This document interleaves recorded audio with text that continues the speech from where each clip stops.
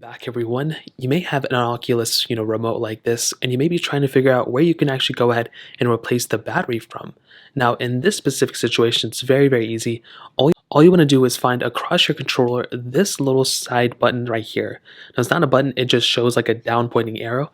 Now, whether you have the right controller or the left controller, they're almost in the same spot, so you can see there's just a little down arrow right here.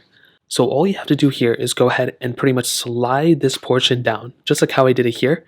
And all you have to do is go ahead and slide this out of the way, and you will see that you will now see the battery right there. So all you have to do in this specific situation is to take out this battery as you normally would. So go and take the battery out like this, just like so. And you will see it takes one AA battery. So if you have batteries and plug them in, if you don't, you can buy them from the link in the description. You can get them from there, help support the channel at the same time as always.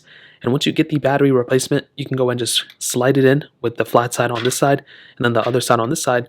Go ahead and plug it in just like so. It does take a little second or two. And once it's in, you're pretty much good to go. You want to take the flap again, and you want to slide it back up. So go ahead and take this flap, slide it in just like so. And you will see that as long as it doesn't move and doesn't come out of the place, you're pretty much good to go. So that's how you replace the battery on your Oculus remote. If you guys have any other questions or anything, let me know in the comment section below. Hit the like button, that would mean so much, but definitely hit that subscribe button. More importantly than everything else, I love every single one of you guys. Hopefully I'll catch you guys in the next video. Peace out till then.